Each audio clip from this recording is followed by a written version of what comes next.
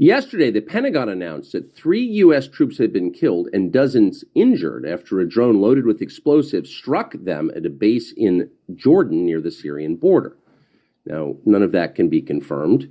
The details, anyway, the location of the attack, and there's some question about whether that's true, but there is no question that American troops were killed yesterday, and the reaction to that, mixed with sadness, was highly political, in fact, even strategic.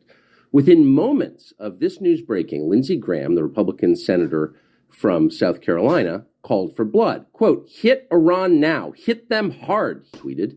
Nikki Haley, of course, piled on. Here's what she posted to X. Quote, "As a military spouse, my heart breaks for the families who lost loved ones. This shows the barbaric nature of our enemies in Iran, and it shows that they would not be attacking our troops if Joe Biden weren't so weak in his treatment of Iran. We should retaliate with full force, the full force of American strength. It's the only way to prevent further war. If we do not, these attacks will continue." Interesting. All of this came immediately. They were joined by Wes Clark, the former presidential candidate and commander of NATO, and buffoons like John Cornyn, who apparently is a senator from Texas, etc., all saying the same thing. Let's go to war with Iran.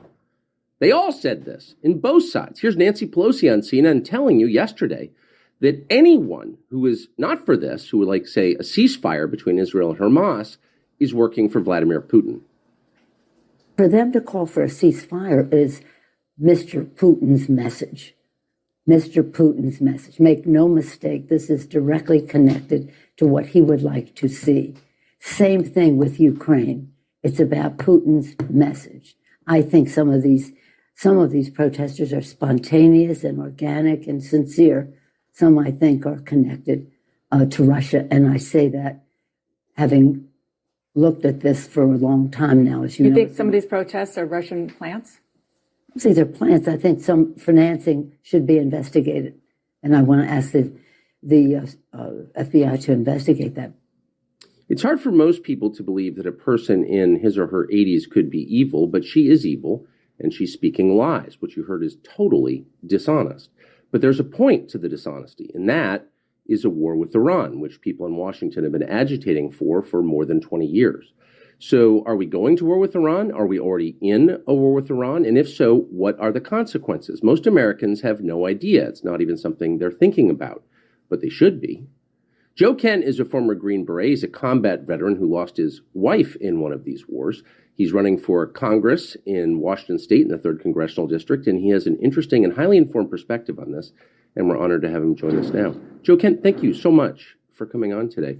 So when you see all of this, and you hate to be cynical, but you really can't be too cynical when you're dealing with the war party in Washington. It did seem like a coordinated response very quickly, moments after the announcement of the tragic death of these American servicemen.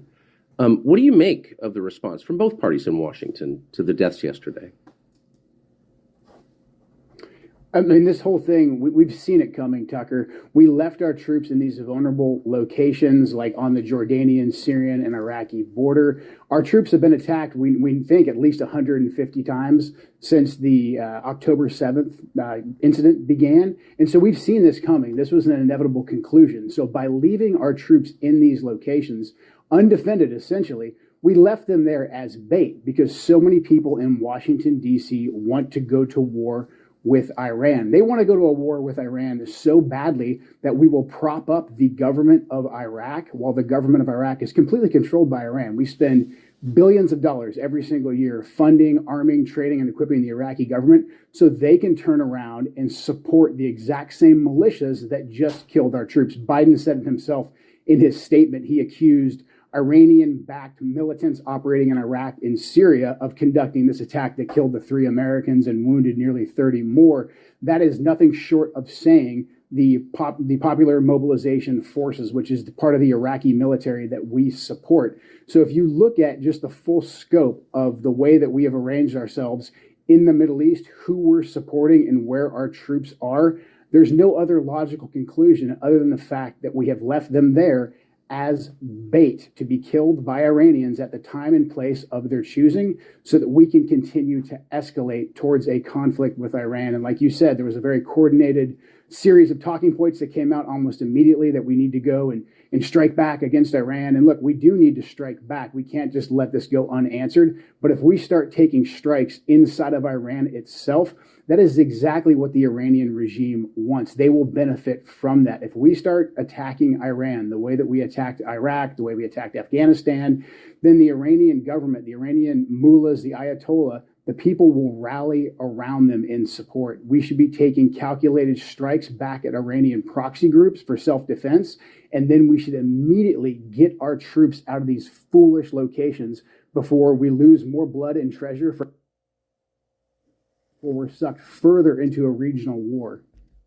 So if we could just go back to something you said at the beginning. Afghanistan, then the Iranian government, the Iranian mullahs, the Ayatollah, the people will rally around them in support. We should be taking calculated strikes back at Iranian proxy groups for self-defense, and then we should immediately get our troops out of these foolish locations before we lose more blood and treasure for absolutely nothing in the Middle East, and before we're sucked further into a regional war.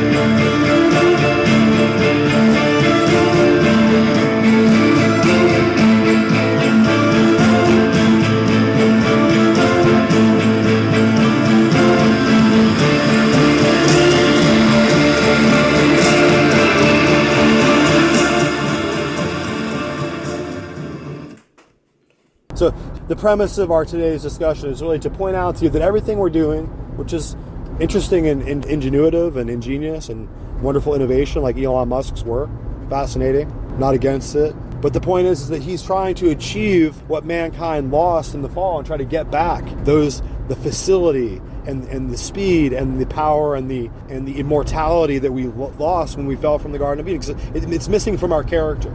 To be fallen in this state, in this human state, and to have a 90 or 100-year lifespan, and we all have these stones, we memorialize each other and love each other, and we're all in the process of dying. And so the atheists which are the same individuals who are the nihilists, who are the same individuals who are the Marxists, who are the same individuals who are the godless haters, who are the same individuals who will don the black bloc and go out and beat up people who love their country and call them fascists, right? murder people. I mean, Antifa is a murder group, let's just face it. They're just a bunch of murder Marxists paid for by the Obama worshippers and the Soros elite World Economic Forum pigs, right? We like to put the Jewish billionaires out front and blame them, put them on the front like the Rothschilds, right? So they like to continue on that anti-Semitic conspiracy, New World Order, the Zionists, the learned elders of Zion, right? We already debunked all that. If you idiots believe in that, please get off my podcast. Do not even... You don't have it. I'm pulling your card. You don't have any right to listen to my show anymore if you believe in the learned elders of Zion. The Priory of Zion. Priory was always a little hamlet or a little city or a castle or whatever that was controlled by an abbot or a monk or a Franciscan father or priest who would control the priory, right? The priory. And so the Priory of Zion is referring to a cathedral or Roman Catholic structure, a Roman Catholic archdiocese, if you want, a priory that's located in Zion, which is in Jerusalem. There's only a couple of priories in Zion, right? There's only a couple of Roman Catholic agencies that are there. And one of them is, of course, the powerful knighthood order of St. John. At a very high level, they're very obviously connected to the order of Malta, right? Equestrian Order of St. John. St. John is of course a powerful papal knighthood order who's had its post there in Jerusalem, representing Roman Catholic power and the authority and the autonomy and sovereignty of the papal throne, Rome. That's whose power the papal knights represent, and they've had their seat there and their position there in Jerusalem for many hundreds of years, hundreds and hundreds. If you go back to the Crusades, right? So that's that. So if you people are mystified by that, let me just explain to you what the Priory of Zion is. That's what it is. So the people, they don't tell you that part. They don't just spell it out for you, right? They just leave you kind of like, it's the Jews. Don't be so daft, fool. Okay? But these individuals, these high-level papal powers and papal knights and papal nobility and royalty, which is who these knights serve, as they're coming up like our powerful elite men, like our Justice Kennedy or Justice John Roberts. Right after he pissed everyone off and betrayed America, where did he run off to? He ran off to go and join the Knights of Malta. And he was whisked away to the sovereign fortress city of Malta for several weeks, where he could receive his reward, right? Because that's who the real power structure is, right? It's not some Jews. And of course, we already know that the learned elders of Zion was a forgery, and it was a rewrite and a re-edit and a rebranding of an older book of ignominy and disgrace and meant to defame, right, people. So the older version was called the Learned Elders of the Borg Fontaine, right, the Borg Fontaine. And you can go look that up, that the Learned Elders of the Borg Fontaine existed quite a long time before the Learned Elders of Zion came out in like the 1900s or whatever that was. So somebody just rewrote it. The Learned Elders of Borg Fontaine was rewritten and repurposed and commandeered to serve another purpose, which was to frame the Jews. And this book, the Learned Elders of the Learned Elders of Zion book, the Protocols, right? They call it the Protocols of the Learned Elders of Zion. That came out of Russia originally, if you go and do your research. And you can see how it was repurposed. And of course, I maintain that it was the academic warfare, the doctrinal warfare of the Jesuits of Rome to frame their adversaries. And of course, the Jews have always been the adversaries of the Pope. The Jews have always been the first ones to catch the pogrom, to get burned up in the medieval days. Whenever they were going around preaching the Roman Catholic propaganda to inspire, the European farmers, farm boys or whatever, to join the fight and to come down and fight the Saracens and the Mohammedans, right, and free Jerusalem from the unclean infidel, right, and get a blessing from St. Peter, right? That was the propaganda. And of course, the first thing you do when you get everyone together and everyone's trying out shields and everybody's trying to swing around some new weaponry, you got to go down and find some city or village somewhere where there's some Jews that have been living peacefully for a long time, and they just got to go ahead and just start up the process of worshiping God with religious murder by having a pogrom and killing some Jews. Of course, this happened repeatedly all through the 1400s, 1500s.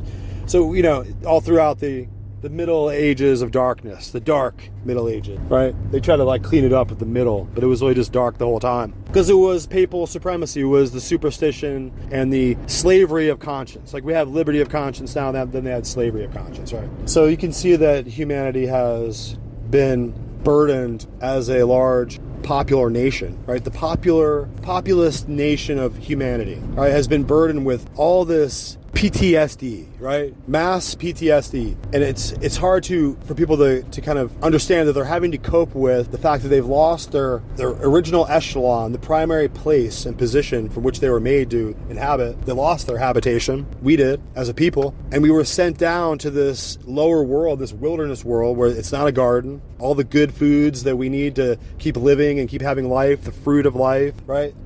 The fruit of the tree of life that gave us eternal life, that I'm sure the humans, Adam and Eve in the prehistoric time would take part in and continue to live on and be joined and united physically and anatomically and ecologically and in every way with God. And I think they would go down to this lower world and they would serve God and help God. They were helpers of God. They were servants of God. They existed to help God facilitate what he was doing, which is building a world. And at some point, humanity sinned and they fell. They lost their glory, they lost their connection with God, they lost their power and their agency and their ability and their primary instinctual attribution of spiritual preeminence and spiritual supremacy, being able to fly. It's something we try to do with planes.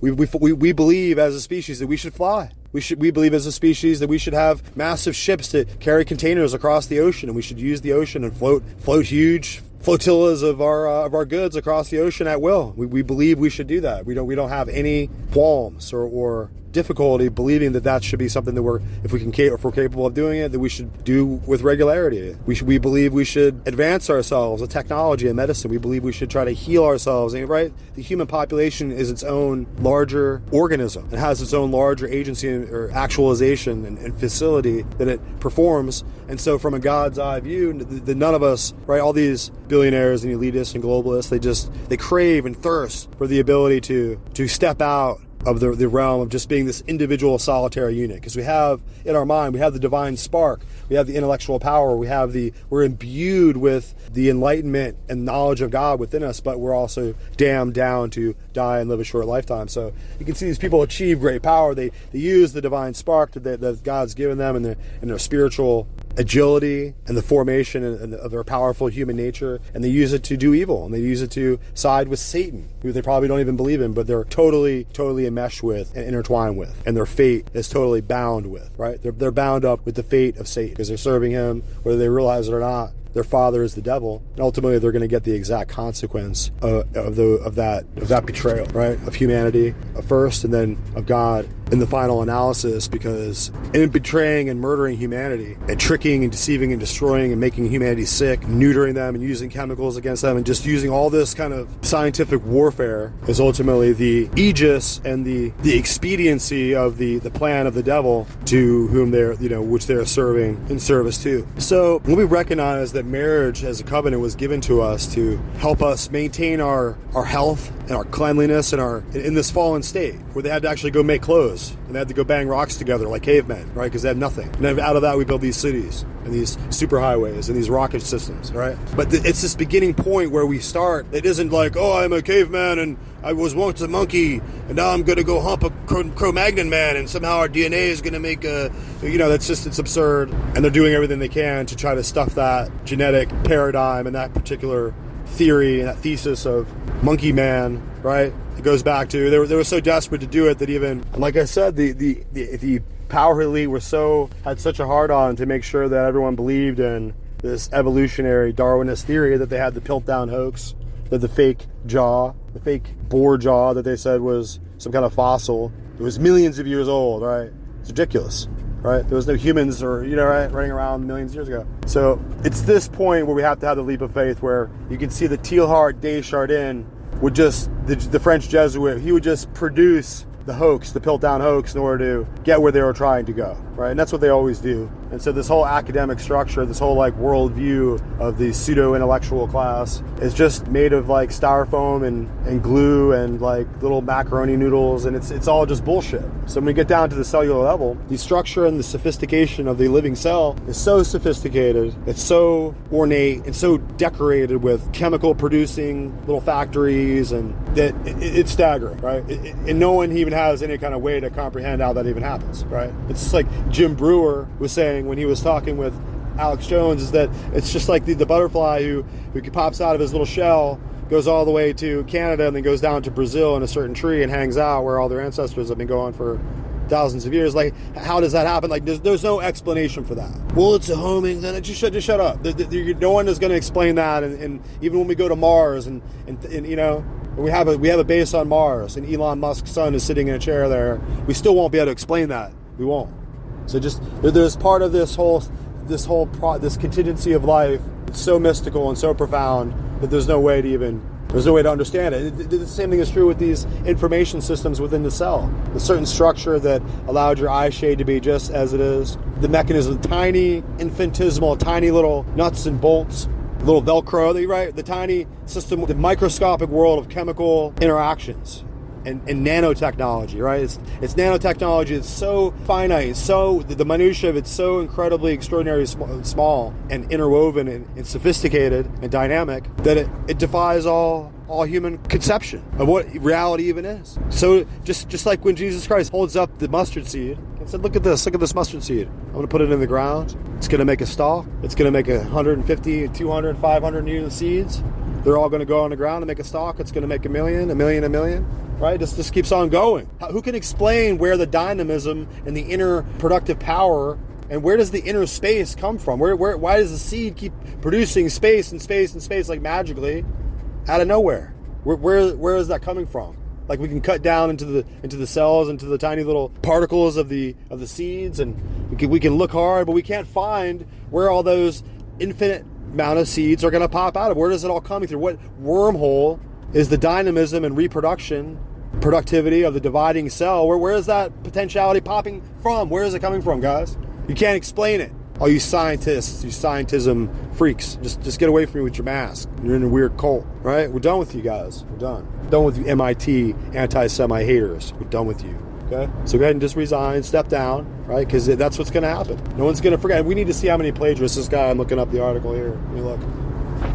Okay, so Bill Ackman, right? He wants to run all the data. I get the AI. We could do it. We could run all the data of all these little wormy leftists, Marxist cunts up there at fucking MIT, and we can just run all their work that they ever put a pen to or a Microsoft little cursor, and we will find out if they have ever plagiarized anything, and we will just take them down, because I'm sure they're all a bunch of plagiarists, pseudo-intellectual little pigs, right? They can't do anything on their own without like having some duplicative language.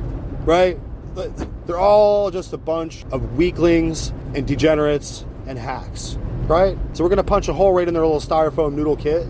There is the wall of their academic theory and the basis of all their supposed knowledge, and the firmness and arrogancy of their supposed absolutely indestructible worldview of Darwinist, right? The humanist manifesto, right? That's their shit. So they'll gladly serve Satan, believing he's an imaginary, just symbolic force, not really real, right? So they go and serve Satan for that. So that's how powerful that propaganda system is. And Satan's system is pretty smart, pretty slick, and pretty clever, but it's nothing like the creative and awesome dynamic power of God that can govern over all the grass of the field, all the little turtles and squirrels squirming around in the soil, and all the little birds flying to catch a worm for their little babies in the nest, right? He can overgovern every single particle and every single molecule and every single proton all at once without any effort, right? And so, of course, it's that level of power and processing capability that causes people like Elon Musk and others to lean over in their chair, right? Because they can't possibly comprehend how there could be an infinite, omniscient, all-powerful deity overseeing everything that he created all at once, right? It just blows their ability to cognize out. It blows them out, dude. So that's how far ahead God is. He's already in the future. Alpha and Omega, right? He's in the past, he's in the future, he's already did it. It's so epic, it is so supernal and so supernaturally powerful that it's the legend of it has that the books haven't even been written about it yet, right? We're still trying to come to terms with what happened in Zion. There was a Zionist named Yeshua 2024 years ago, right? We can't even get a grip on that. What happened there yet? So what it comes down to is the responsibility of man. And that's what we're going to get to here, guys. It's the responsibility of man's responsibility. Because if you go into the first couple chapters of Genesis and take a little close look there, you can see that Adam was made on the third day, but Eve wasn't made yet. This is crucial. So I don't believe that it was 6,000 years. But even if creation took 6,000 years, then there's going to be a 6,000 year separation between when Adam was made first in the third day when the grass is green and the herbs of the field was happening. Third day. And all the way up to the very end of creation when all creation was done. Every single aspect of creation was all complete. And what wasn't there for Adam? He went through he named all the animals. He looked at all the different things. He went through all the different variations of life and inspected them all. But there was no mate or counterpart for Adam made. That's when Eve was made. Then. At the very end. So right at the very beginning of creation, Adam shows up and he's helping the Lord. And that goes on for all the days of creation. Day 3, day 4, day 5, 6 days, all the way through the days of creation, which is, in my view, billions of years. Oh yeah, I believe that was billions of years. Like you can equate each creation day to several billion years. And there's some fascinating research that's been done that we can dig out and show you guys about that exact idea. About the days of creation, how long they were, how long it took for the galaxies to form, how long it took for the earth to be formed in the first days of creation, how long it took for the solar system to come together and for the gases and the heavy atomic structures to come together that would create the illumination of the stars, all that formation. I believe God did that all by creative power. And it wasn't a random banging around of the, right? They even give it a big bang. A big bang just went off. You can't have a big bang without a creator. You have that effect, got to have a cause and effect, as simple as that, right? The original inspiration, the original cause of that great Big Bang effect was you had to have material, lots of it. Who would produce all that material? Where material can't just produce out of nothingness. So we don't have to go back to like Aristotle to re-argue all this. But the point is that, yeah, we're living through this event. We've been stranded in this world. And there's an order of responsibility and accountability. And we were given marriage. And originally, Adam and Eve didn't have a covenant marriage because they were just obviously already in the perfect state, in the Shekinah covering, the perfect state of unity with God. They didn't need a marriage covenant. But in the fallen state, they did. They needed the marriage covenant. And that was how they would keep from being debased and how they would keep from becoming just an animal, right? Going around to kill the young and you know what I mean? Just breed in season like some kind of simple organism, right? Man was to retain their higher order of divinity in this marriage covenant, which would be for man and woman between them, but also is symbolic. You'll see spiritually, it would become a symbolic, archetypal covenant between them and God, right? Which is based on love. The marriage covenant isn't just based on some kind of mechanical, dry, legalistic parchment, right? It's based on the living and flowing and lush energy and juice of love between man and woman, right? And that they take in this love and then this desperate need to be together even in death, after death, right? We think about our love carries on in our kids who remember us and who share in our love, right? Continues this ocean and this energy of love that human love is what balances, it's what defines what side of the war you're on, right? So the marriage covenant, everyone understands it. Everyone understands what a man's going to do to protect his family and his wife and etc. But these other individuals, even they don't have anything like that, right? They poo-poo on that. They just like to have animalistic, lust-filled, non-productive coitus, right? There's no offspring. There's no long period self-sacrifice of giving to children to take on and the next generation. These people are just, they're abortionists. If they do have kids, they're just going to transgender them out, right? It's much more interesting to destroy your children that way, to annihilate them, right? So they won't be able to rise up and compete with your narcissistic feeding, right? That's like, I think of The Rock. These other, like these Dwayne Wade, and if I'm wrong, I apologize, kid, but I heard some of you guys out there have like transgendered kids. Like, I mean, whatever's doing that to your kids, like, it's sad. It's sad that that's happening to us, and that we're just like in the grip of it, right? But many people out there all across the nation are with their kids all the time, and they're imbuing what their parents gave to them to their kids, and their kids aren't transgendered. So I understand it, but at the same time, when you're basically talking kids into it when they're 4 and 5, it's not like somebody who's addressing some kind of like, you know, thing that is a burden in their life, and they're not the person who they should be, right? They're not, you know, I get that. That's all stuff in the adult world makes sense. Corporal Klinger, right? And MASH.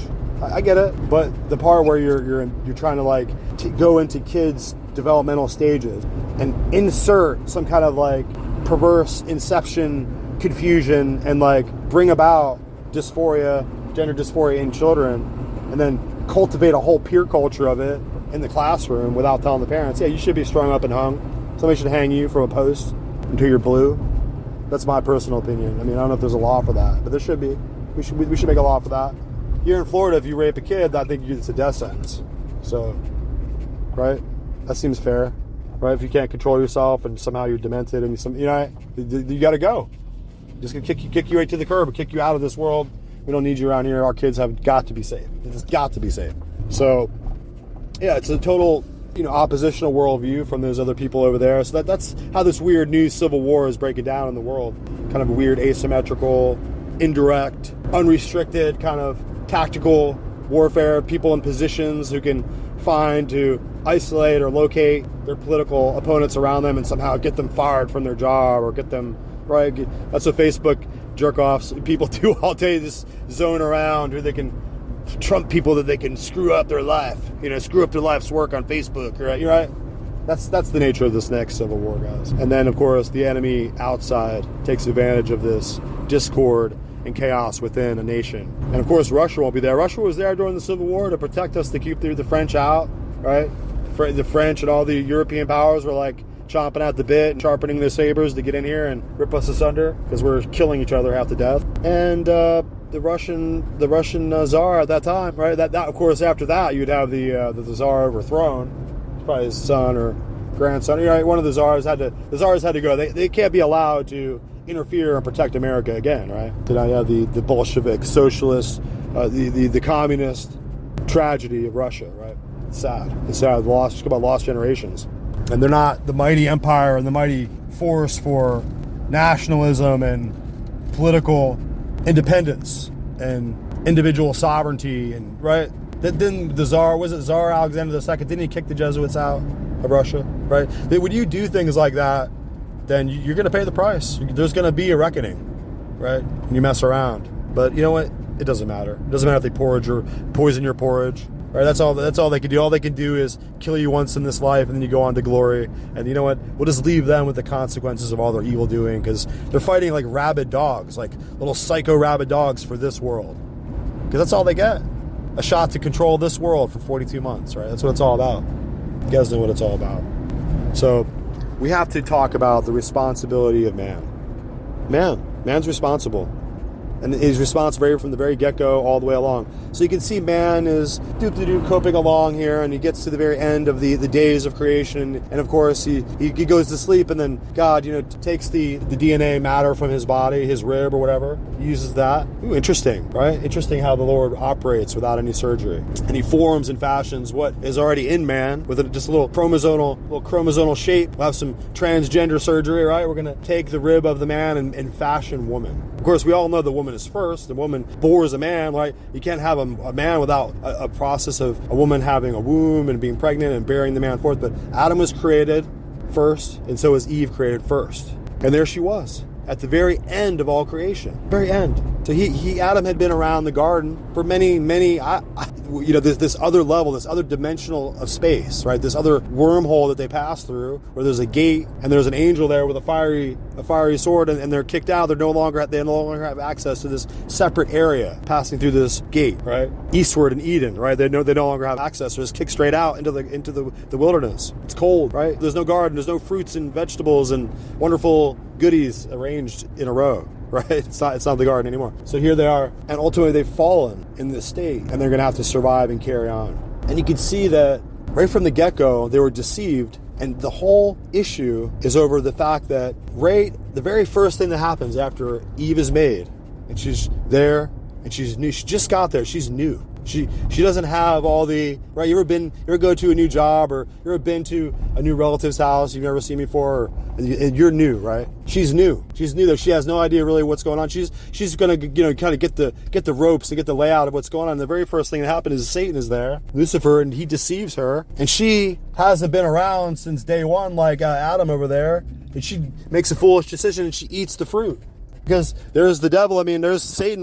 What's a lie? What's death? What's dying? The Lord said that you would surely die. How do these immortals even relate to this idea and this way of thinking? And all of a sudden there's this serpent there deceiving Eve and telling her, it's okay, don't worry about it. So she makes a big fucking mistake. She fucks up big time. But the blame doesn't fall on Eve because she's second. She's new. She doesn't understand. It's when Adam arrives, guys. It's when Adam arrives, the man arrives. He does know deliberately the truth. He knows over a long period of time not to touch that. Not even to touch it. It doesn't say don't eat it. It says don't touch it. He knows not to touch it, not to eat it, not to mess with it. Just leave it alone. It's over there. You will surely die. But he sees what happens to Eve, and he does it out of heartbreak and out of passion and out of overwhelmed desperation. He eats it deliberately. He does it knowingly. Even when what she had did was a mistake out of ignorance and out of a lack of knowledge and understanding, he did it with total foresight and knowledge and understanding of what would happen. And he did it because he loved her. It was out of love. They were murdered, and they were set up, and their love was used against her. Because when he saw her, he loved her. Right? That's a fact. That's the true story, guys. And so this is how we end up here. We have to remember who our enemy is and who's responsible. Who's responsible for this?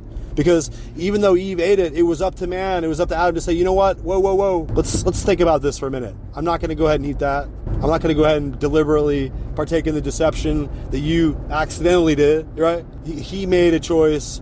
And so that's what it's all about when the Lord shows up. Here comes the Lord, and they're hiding, they're naked. How can they explain this? They tore down like some leaves and something that'll rot away, some dried plants that'll just fall down, and they won't cover the nakedness, right? So the Lord gives them the first blood sacrifice. He gives them the covering of a lamb's skin to cover their nakedness as clothes, right? So it's the actual technology of clothing has got to be invented for us to live in this wilderness world, right? Because we're not like other animals. We're not adequately and totally evolutionarily adapted to this place. We're not, right? That's why my dog can go around and just eat chicken poops off the ground. These little chicken poops that I guess they taste good because some of my dogs have to run up and just eat the little chicken poops they're just like whipped cream puffs, you know? Oh, gross. I mean, if I did that, I'd have to go to the hospital. I'd be so sick because you know why? Because I'm not evolutionarily adapted to this place. I'm not from here. So it's time for us to take responsibility.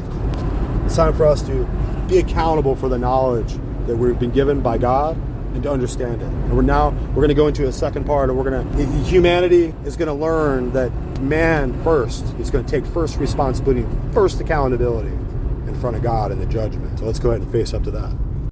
It's talking about the Pope. So basically, he said, you gave that analogy, right? He says, so what you're dealing with is a political takeover under the name of religion. Most people never bother to extend the title of king or a monarchical figure to the Pontiff of Rome. They look at him as clergy. They look at the Catholic Church strictly as a religious structure, failing to understand that the Vatican, which probably needs to be distinguished here from the Catholic Church in the strictest of terms, is in fact a world-recognized political division unto itself. Right. The Vatican is the political arm of the Roman Catholic religion. It's unique in the sense that you have a religious entity that also operates as a political institution, and your bishops, your cardinals, and your priests and all that stuff, they act not only in the spiritual realm, they also act in the political realm as judges and magistrates and ambassadors and that type of deal. And what Samuel Morris was describing back then has played itself out recently. I mean, you watched all that entire march that went across the entire United States with the Mexican migrants waving their flags. Mm-hmm. At the same time that was happening, I've got a Newsweek article here where Cardinal Mahoney out of Los Angeles, who was bragging about commanding the votes of 5 million people, was basically wetting his pants in the Vatican, watching this on TV, happy that he was able to pull this off, right? Because how it more or less came about in Los Angeles, that's kind of where the root of a lot of this started, right? Was Mahoney got in touch with some radio hosts that he knew. Those radio hosts went out on Spanish radio and stirred up all these people to march in the streets against any laws that would make them be deported back to Mexico and Guatemala and whatever other country they came from. And here they are demanding the same rights as American citizens when they're not even citizens. Essentially, that's what was going on. And so they want to change the entire political game, call it a human rights issue rather than what it really is, a political takeover. And that's how you've got the church clerics involved in that entire process. Maybe where we need to go at this point is just continue on the arc with the Jesuits. I want to refocus on that a little bit. We've looked a little bit at the historical background of the Jesuits, but the Jesuits have had a long time to spin their webs within various structures. We know, and then you pointed this out too, that they are behind many of the universities in the United States. They have infiltrated the political system at a high level. They have a group of people, the Knights of Malta, and also another group called Opus Dei, which have infiltrated the American culture through our business and through our essentially our social structure, I guess. What is Opus Dei exactly? I'm not too sure. I know that from what I understand, Mel Gibson is a member. It was explained to me as being largely comprised of businessmen and people who are operating in the commercial sector. A lot of money and a lot of political power, both on this side of the Atlantic and in Europe. That's and apparently this whole. Immediately prior to the Soviet Union dissolution, Opus Dei was used by Washington and Rome to get into Poland and start the revolution there. And Brzezinski was instrumental in using Opus Dei in order to accomplish that. So it was Washington, Opus Dei, and Pope John Paul II started the collapse of the Soviet Union in Poland, and it just came off like a little domino kind of deal, right? That's how that all came about. What I'd like to get into is taking how did Abraham Lincoln come to the full understanding of what was going on? Okay, because this is key in history that has never ever been taught. It goes back to a court case in Urbana, Illinois, and it was at that point in time that he came face to face with the Catholic Church trying to railroad an innocent priest on a phony charge of rape. And Abraham Lincoln and his defense team defended a gentleman by the name of Charles Chinnicky. Charles Chinnicky was brought into Illinois from Kamouraska, Quebec, in order to bring in all these immigrants to populate and settle the Mississippi Valley from Illinois all the way down to New Orleans, right, and take it over for the church, right? But at the same time, he was absolutely disgusted with what was going on among the clergy in Chicago. They were corrupt like you wouldn't believe. They were taking collections from their parishioners and turning around and buying booze and hookers and engaging in corrupt business practices. They were having sex between themselves. All of these things that were going on, and Chinnicky wanted to put a complete stop to it, and they didn't want him to stop it. Right? Wasn't Chinnicky at this point? Wasn't he kind of moving towards a more scriptural, doctrinal lean in terms of he was actually reading the Bible? He was actually reading the Bible, and he was trying to put in practice what the Bible taught, and a lot of things that he found were diametrically opposed to what his own church was teaching. He wanted to try to be another Martin Luther, if you really want to put it in that kind of context, right? Mm-hmm. And but he was going to start in the United States, and so he was, totally disgusted with what was going on in Chicago, and tried to change it for the better. At that point in time, he wasn't thinking about getting out of the church. He thought maybe he could change it from within. Eventually, he left the church and became a Presbyterian, from what I understand. But it was through that court case where Abraham Lincoln and Stephen R. Moore, who was one of the law partners, defended Chinnicky in an Urbana court in 1856. And during that trial, the Bishop Foley of Chicago was brought to the stand, and he had to testify to bring out certain aspects of Roman Catholic teaching and laws of the church, laws written by these two church leaders, kind of thing. Or this is what they believe, and it got to how Roman Catholics understand the term liberty of conscience. And the bishop at the time on the stand tried to dodge the question like forever. He just did not want to answer these questions, right? And the judge finally said, you have to answer under oath.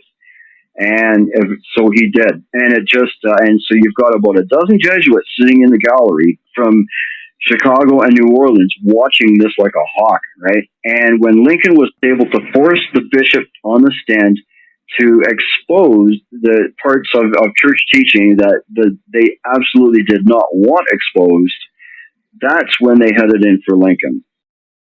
So we just want to carry on here in this vein, in this particular little niche that we have here, where we're talking about the true accounting of the gospel here. And we have to remind all of you men across the whole face of the earth that the gospel that we're preaching and that Jesus Christ brought, and the gospel truth, the message, the good news of your salvation was for men, right? It's for men. It's for the salvation of mankind, and primarily for men. Because if you look by and large, the order of responsibility, as we were saying, the order of responsibility in nature and before God, and as far as this thing regarding morality, and this thing that they call marriage, this marriage covenant, you can see that it was placed there early on to help mankind, help the man and the woman to remain and retain their divine nature, even though they're being fallen down into this mortality, into this slow descent into entropy and agedness and death and decrepitude, right?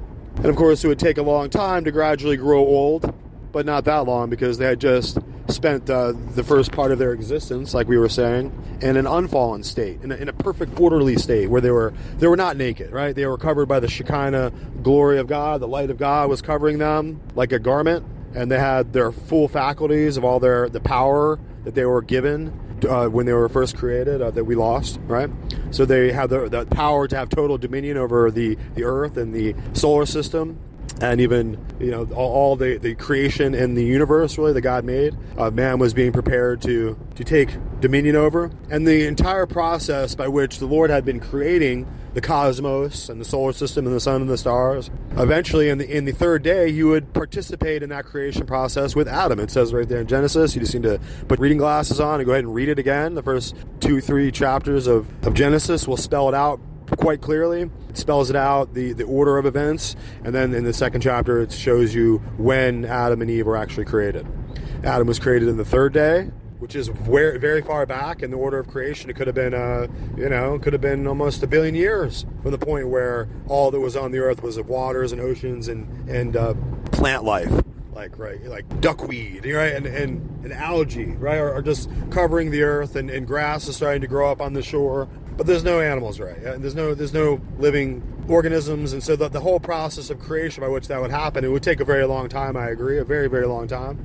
But Adam was watching that from the covert of his divine estate, and he would return, I imagine, time and again to the garden where which was separated from the wilderness of the earth and the solar system, and he would replenish himself. So they would, I imagine that Adam and Eve would perhaps rest again. They would be observable as just moving flashes of light across the sky, moving like lightning, as they would be able to move as the speed of light, like Supermen, right? That these are true X-Men with incredible powers, Adam and Eve in the beginning. They would be able to be far apart. Adam could be on the moon, Eve could be down in the bottom of the ocean, and they could talk instantaneously, they could speak, right? That's where all the creations, all the things that we're developing in technology are really just a metaphysical and theogonic attempt to regain all the powers and the faculties that we lost during the fall, right? So we don't think it's any kind of, that it's a stretch for us to have cell phone networks so we can talk instantly. We don't think it's a stretch that we should have a large scale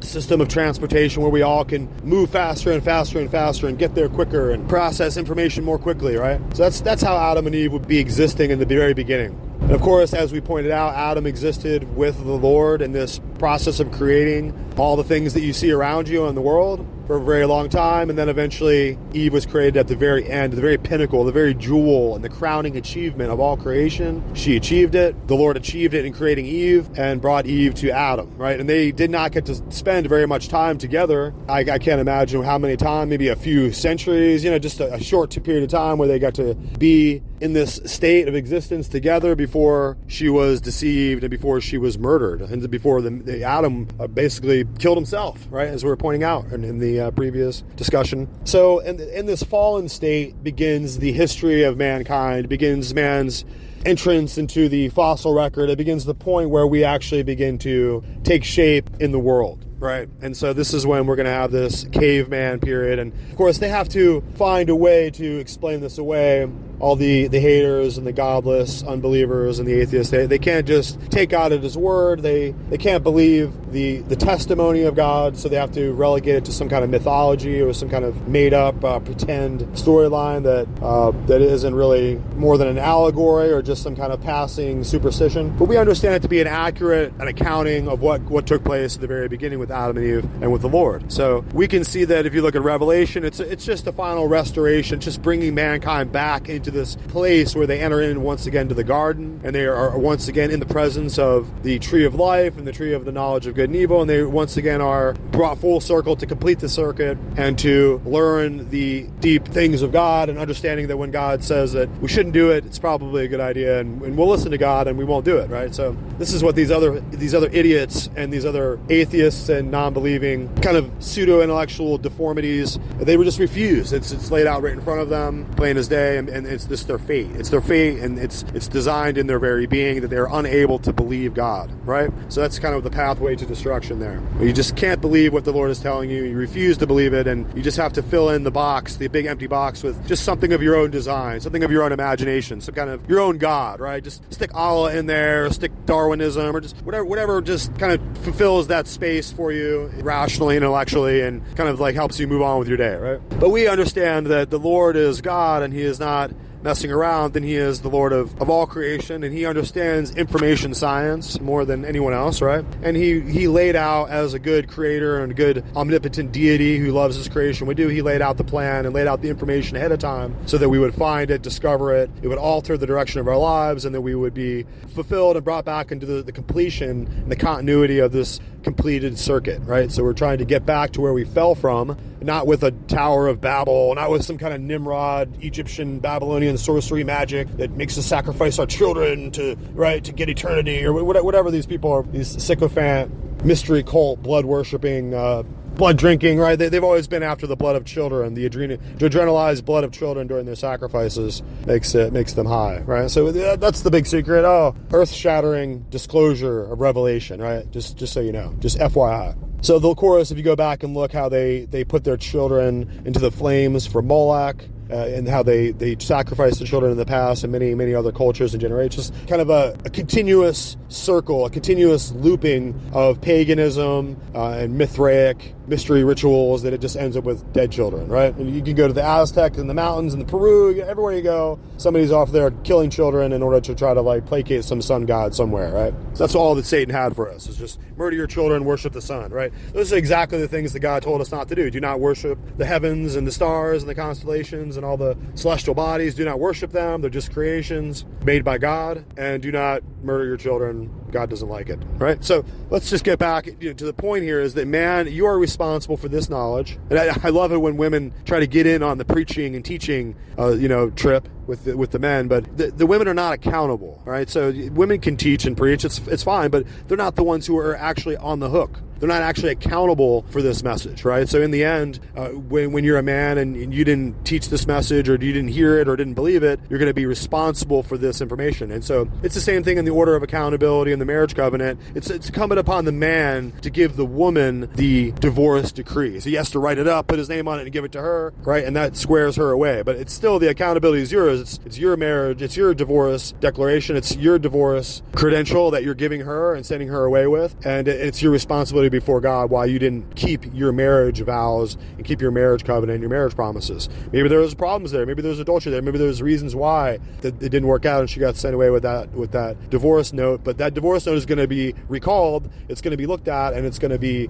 checked up on. So it goes to the accountability of the man for the woman. So men are accountable for women, not the other way around. And so women can be bosses, girl bosses, women can be billionaires, women can be world powers, they can be elites, they can be anything they want.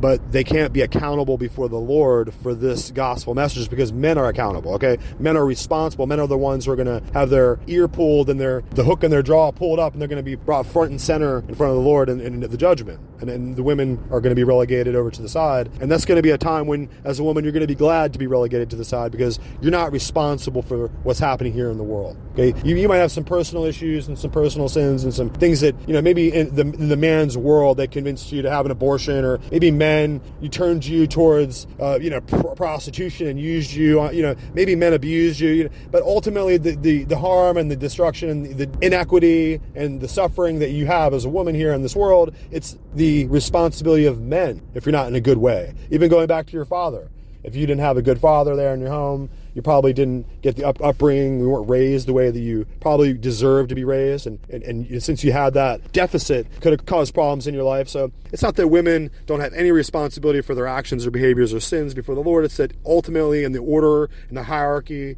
of ordination of God's will, men are accountable first. Okay, so that's why when you go back and look in the book of Revelation, it only really describes two individuals who are cast alive into the lake of fire, and they're men, right? They're men, and they're the Antichrist and the false prophet, those two, right? And I'm sure that others will probably go there with them, but they don't have to, okay? Because the book of the Revelation only declares that two individuals absolutely for sure are getting thrown in there alive, and there's no way around it. It's written into the Word of God. It's prophetic. It's been written into stone. It's going to happen, right? Like Steve Bannon likes to say, it's going to happen. You know what's going to happen is that the Antichrist and the false prophet are going into the pit with Satan. Right? They're all going together. They're going to hold hands, and they're going to free fall, they're jumping right in, and that's where they're going, okay? That's the final accountability, right? That's the final evolution and the final iteration of the God's covenant practice is temple economy, right? Where the scapegoat with the red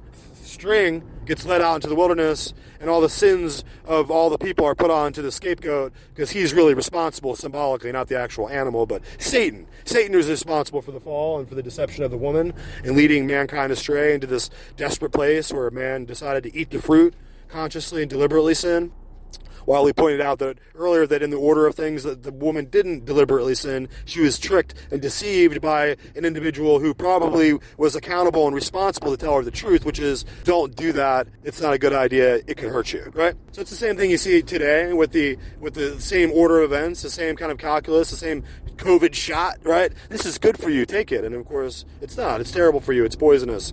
And you probably killed yourself, right? A lot of people killed themselves. Some 20 million people killed themselves willingly by injecting themselves with something they thought was medicine, right? So this is what we're talking about here today, guys. We're talking about the order of accountability and who's going to be responsible in this man's world for what happens here. Okay, and we know that the man of sin, right? The Antichrist is a man. We know that the Pope is always going to be a man. There's no way that Roman Catholic ritualism that you're going to ever have a woman pope. It's not there. It's just not written into the stars for women. So, which is good for them, because really this whole issue of people going to hell and people being judged before the Lord and people being punished by Jesus Christ for the sins, it's a man thing.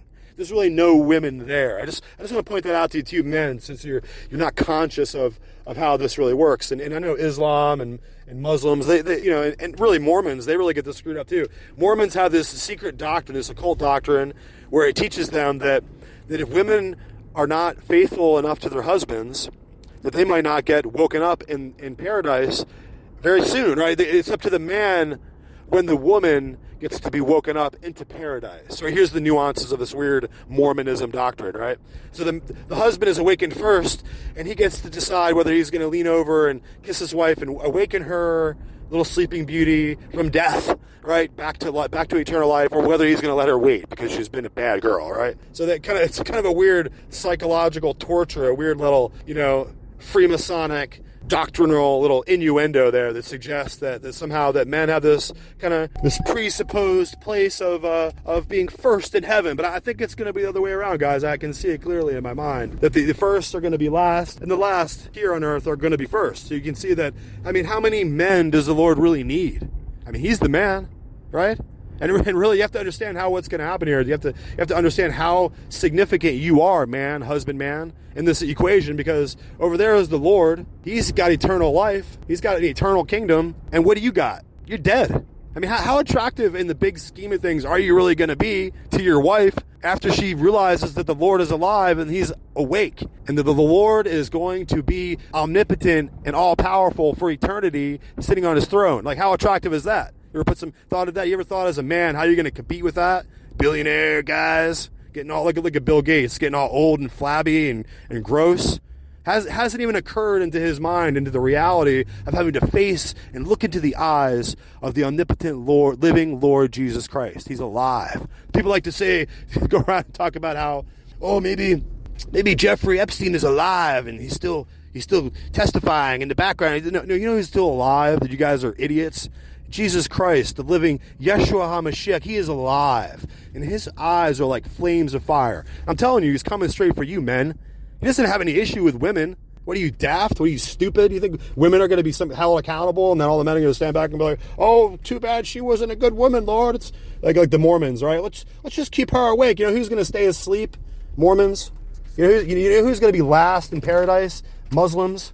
You men. You men have nothing to offer. You have nothing to offer. You can't compare with the Prince of Peace and the great Counselor of God, the great Son of God, the great Messiah. You got nothing to offer. You are just dust in comparison, less than dust. He absolutely did not want exposed. That's when they headed in for Lincoln. And it was through that friendship that lasted up until Lincoln's assassination that he was able to understand exactly how this entire machine works.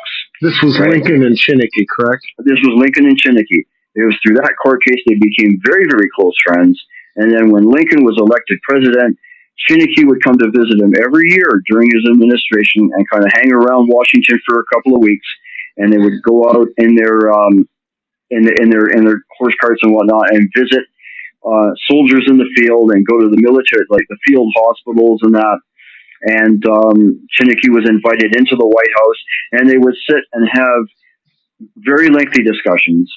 And it was Chinnicky that would, this is what's happening. That's what's happening. This is why Meade decided, this is what happened with, this is why he decided not to chase after Lee, right? This is why and he's explaining, this is why the draft riots occurred, and all this stuff. So Lincoln was getting a complete understanding of how the Vatican was working behind the scenes to oppose him every time he turned around, right? So Lincoln was essentially one step ahead, and that they couldn't stand. But the whole antagonism with the church goes back to that particular court case. That's where he had his eyes opened. So effectively, Lincoln represented a threat to the monarchical powers, the money powers vested through the Rothschilds and the Vatican itself.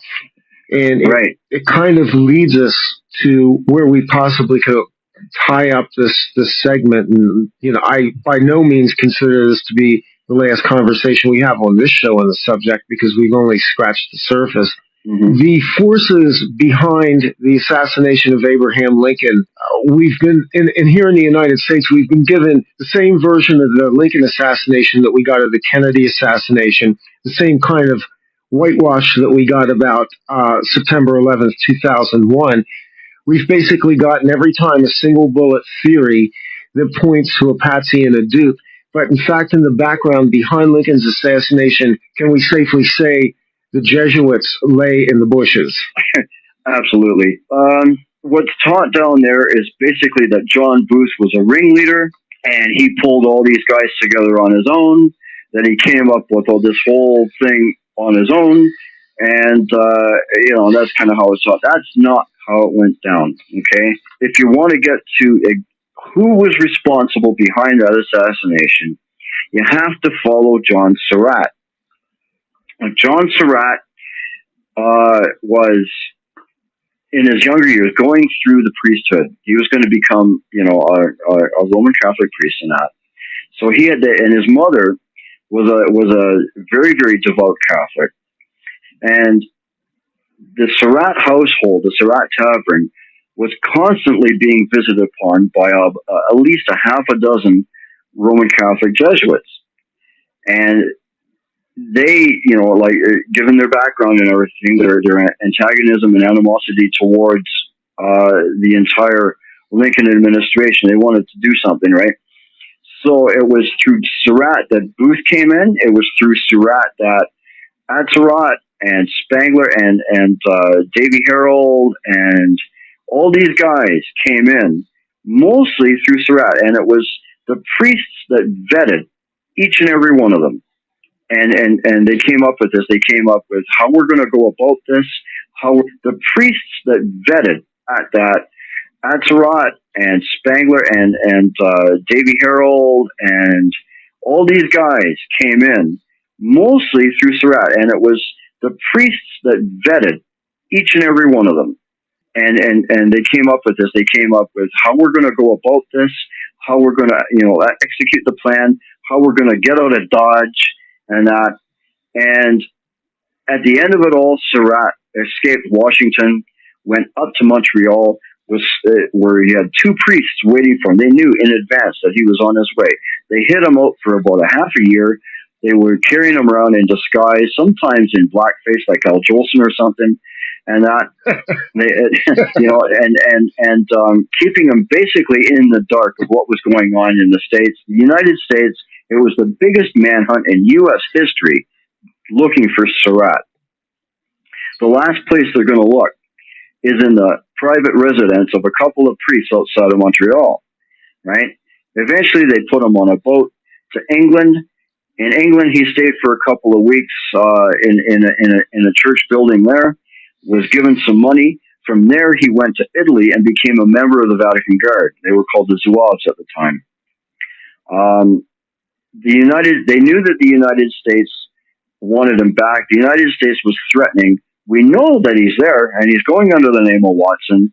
If you don't cough him up, we're going to confiscate everything that you hold in the United States.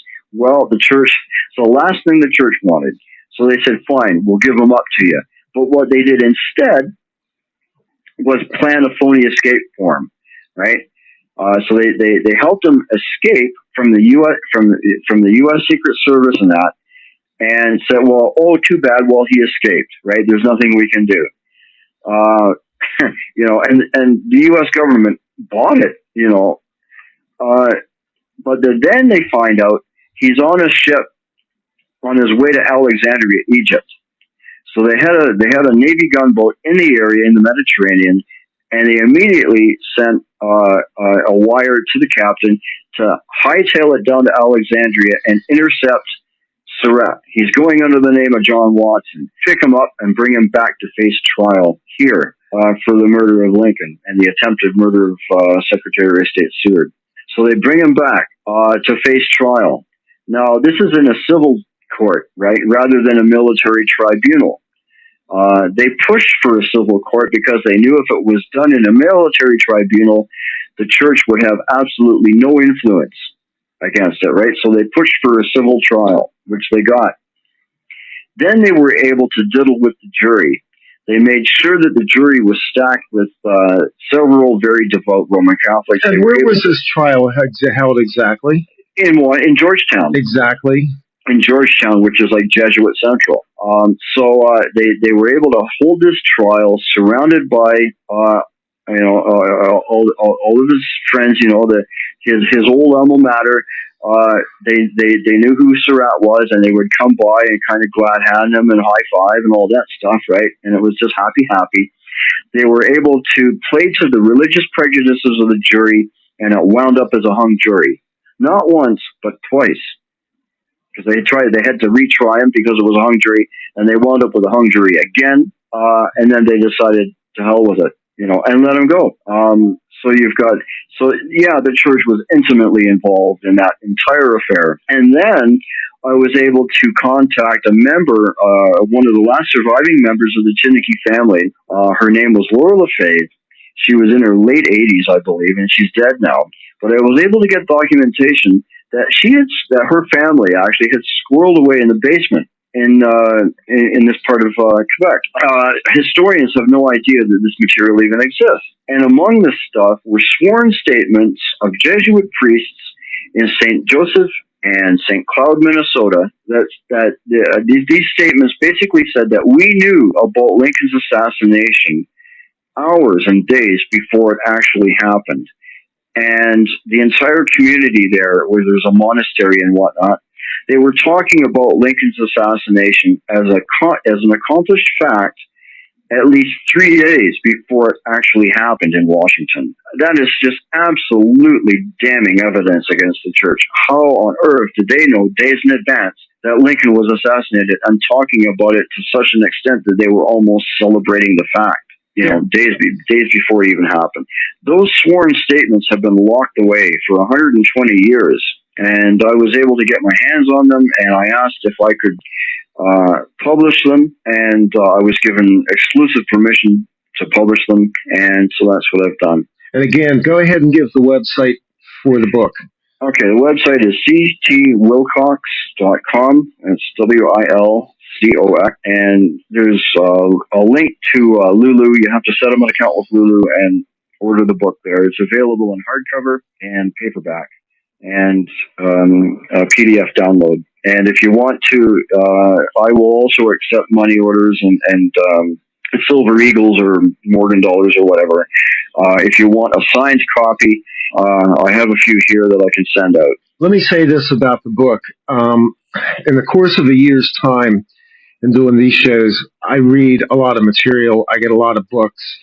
I have book authors on to largely expand the base of our own research here. This book was, I will say, one of the 5 most influential books I read last year, and probably number one in bringing me around to completely grasping the hugeness of the Vatican Jesuit connections and how they've monkeyed with the history of the United States and completely changed the face of what this country could have been and what it once was. And unfortunately, we scratched the surface just barely of a very large topic, of which I'm going to ask you to come back again very soon, Chuck.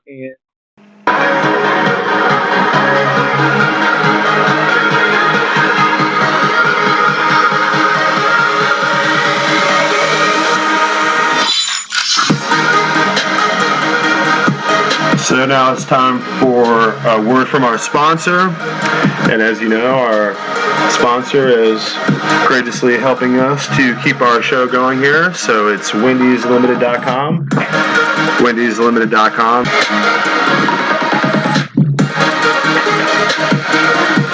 So wendyslimited.com.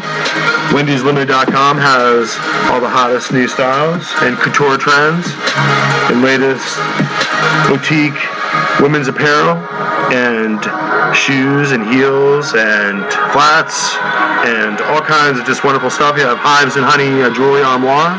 It's been a favorite lately. And we have, of course, Windsor crystal lamps. I have one in stock in particular that has been a favorite. So wendyslimited.com is always open to help you get everything you need.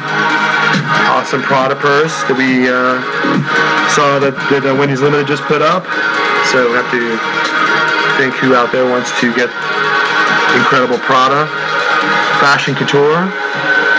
You know that from what I hear, they're a favorite of many, many ladies out there, many women all over the place. In fact, I think you cannot find a single family member or wife or sister or aunt or grandmother or loved one or girlfriend or what have you that does not love Prada purses. So if you want to be totally awesome, you have to eventually come to grips with wendyslimited.com. Wendy's Boutique Limited has all the hottest new styles and latest women's apparel, everything you need to be totally awesome. If you're a woman or if you have a woman who's someone that you love. And of course, we all love women because they're just so awesome. That's why Wendy'sLimited.com is so successful. So go check out Wendy's Boutique. Wendy'sLimited.com is the only place to go. And we have to recommend, she's been totally 100% awesome to us and generous. So we're always going to be buying our jewelry, fine jewelry, gold and silver jewelry, and all of our best boutique, couture, and designer trends. We're going to go to Wendy'sLimited.com. So check out Wendy's Boutique Limited.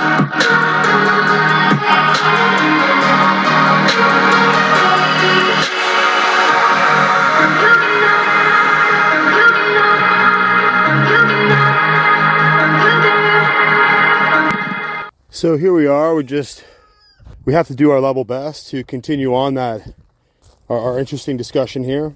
And yes, we have to affirm, undoubtedly so, that the men, you are undoubtedly first on the target block here of what's going on in the world here as we approach this final judgment point in history.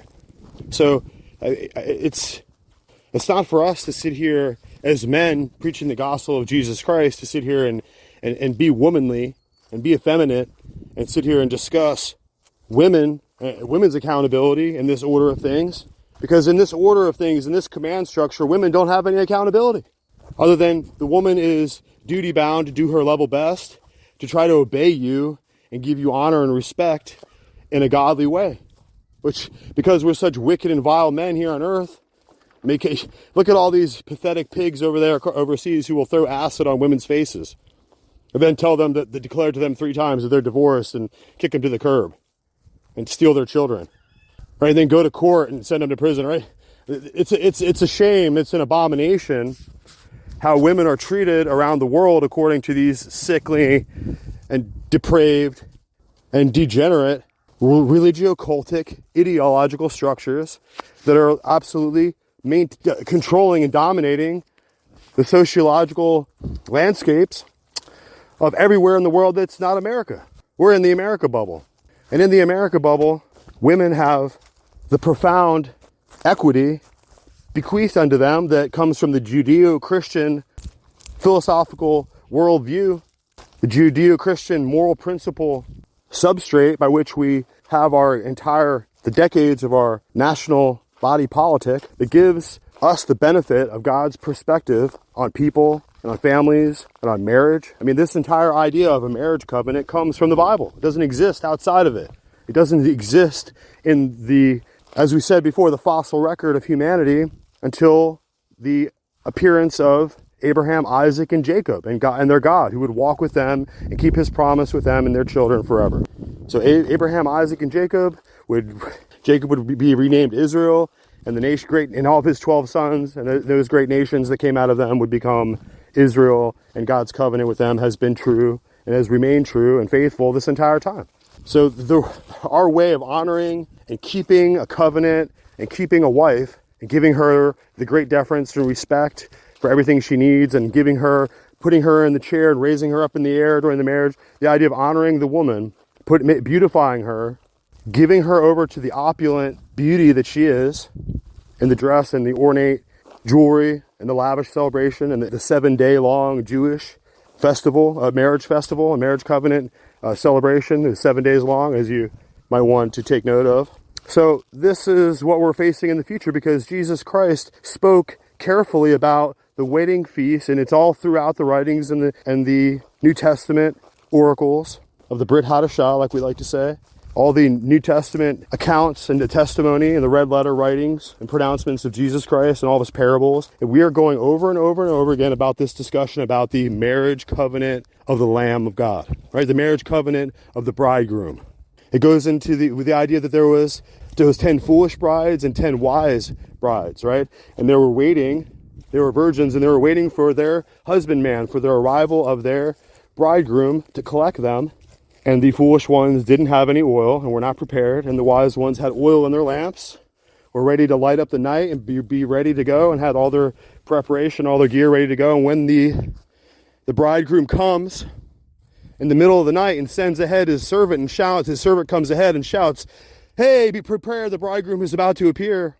So she's not caught totally on alarm, right? They don't want to actually like drag her out of the sleep bed. So she's awakened a little bit early. She's prepared. And the foolish brides find they're not ready. And then when he arrives, he comes to collect. And of course, you have to be prepared to go, even in the middle of the night. That's the parable, guys. The same thing was true when they brought Jesus. They brought her, the woman, they said they caught her in adultery. They accused her of sin. Of sinning, like in a way that's just most deplorable, right, and horrible. But he is able to read their wicked male minds. And Yeshua HaMashiach doesn't have a wicked male mind. And he knows that he's the only person there who knows for sure that he doesn't really know if she's a sinner or not.